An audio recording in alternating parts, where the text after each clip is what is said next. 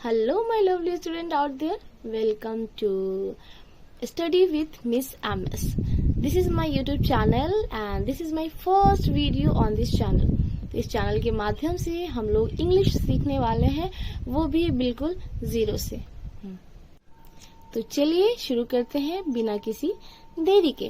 तो आज की इस वीडियो में हम पढ़ने वाले हैं बिल्कुल जीरो से, जो है हमारा अल्फाबेट। किसी भी लैंग्वेज को सीखने के लिए हमें उसका अल्फाबेट पढ़ना बहुत जरूरी होता है, क्योंकि बिना अल्फाबेट के हम किसी भी लैंग्वेज को पढ़ या लिख नहीं सकते। तो हम सबसे पहले जानेंगे कि अल्फाबेट होता क्या है। अल्फाबेट को हिंदी में वर्णमाला कहते हैं। जैसे कि आप देख पा रहे हैं, अल्फाबेट का डेफिनेशन हमने लिखा है, the group of letters in a fixed order that we use when we are writing or reading a language is called alphabet।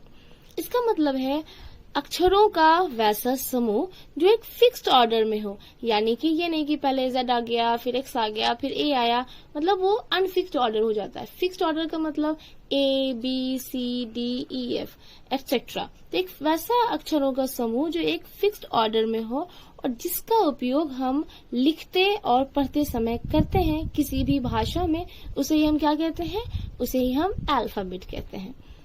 Alphabet की बात करें तो हिंदी में अल्फाबेट की जो संख्या होती है, यानी कि अक्षरों की जो संख्या होती है, वर्णों की जो संख्या होती है, वो 52 होती है। ये हर लैंग्वेज के ऊपर डिपेंड करता है, हर लैंग्वेज का अल्फाबेट अलग अलग होता है। लेकिन हम लोग यहाँ इंग्लिश सीख रहे हैं तो हम लोग इंग्लिश की बात करेंगे।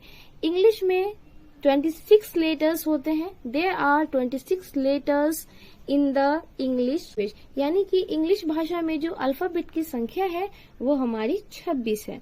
और इस 26 को भी हम दो भागों में बांट करके समझते हैं। एक होता है वॉवेल, का नाम हमने बचपन से सुना है, पढ़ा है, बट उसका एक्चुअल प्रोनाउंसिएशन जो होता है वो होता है vowel. It's not vowel, it's vowel. And second जो दूसरा भाग होता है उसे हम कहते हैं कॉन्सोनेंट। वाउल जो होता है इसकी संख्या 5 होती है, A, E, I, O, U। Vowel की संख्या कितनी होती है? 5 होती है, A, E, I, O, U। बाकी जो बच जाते हैं 26 में से अगर हम 5 माइनस करेंगे तो हमारे पास बच जाते हैं 21। रिमेन का मतलब होता है रह जाना, जो रहना, जो बच जाता है, शेष बच जाता है 26 में से, वो 21, उसे हम कहते हैं कॉन्सोनेंट। अब हम समझते हैं कि ये वाउल होता क्या है, यानी कि जिसको आप पढ़ते आ रहे हैं बचपन से वॉवेल।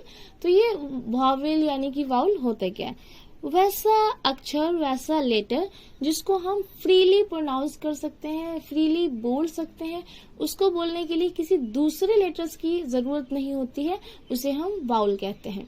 फॉर एग्जाम्पल, अगर हम ए बोलते हैं तो वो फ्रीली हम ए बोल पा रहे हैं।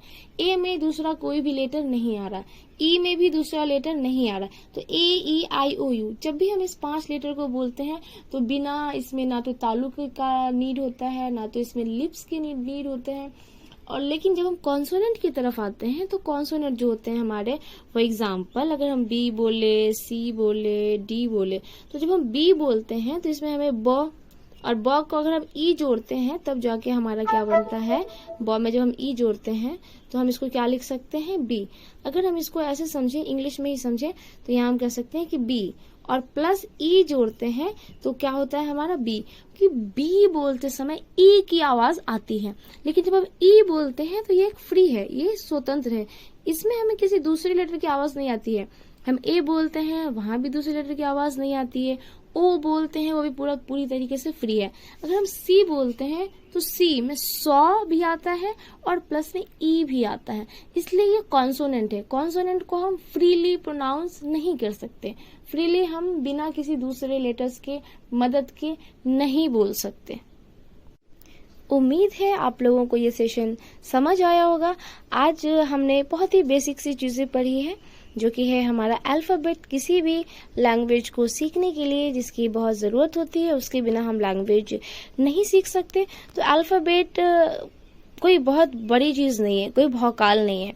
इट्स सिंपली कि एक ग्रुप ऑफ लेटर है, अक्षरों का एक समूह। अल्फाबेट कोई बहुत बड़ी चीज नहीं है, सिंपल सी चीज है, अक्षरों का वैसा समूह जो एक फिक्स्ड ऑर्डर में होता है और जिसका उपयोग हम भाषा को लिखने या पढ़ने के लिए करते हैं, उसे ही हम अल्फाबेट कहते हैं। और अल्फाबेट कितने तरह के होते हैं? Very good. अल्फाबेट को हम जो है वो दो भागों में बांट करके समझते हैं, वाउल एंड कॉन्सोनेंट। वाउल की संख्या कितनी होती है, नंबर ऑफ वाउल कितने होते हैं 5, एंड नंबर ऑफ कॉन्सोनेंट कितने होते हैं 21। वाउल क्या होता है, जिसको हम बोलने के लिए किसी दूसरे अक्षर की जरूरत नहीं होती है। कॉन्सोनेंट क्या होता है, जिसको बोलने के लिए दूसरे अक्षर की जरूरत पड़ती है। उम्मीद करती हूँ आपको आज की क्लास समझ में आई होगी। मिलते हैं हम फिर अगली वीडियो में। If you really want to learn English with zero, you can connect with us, and this channel is for you. Thank you for watching.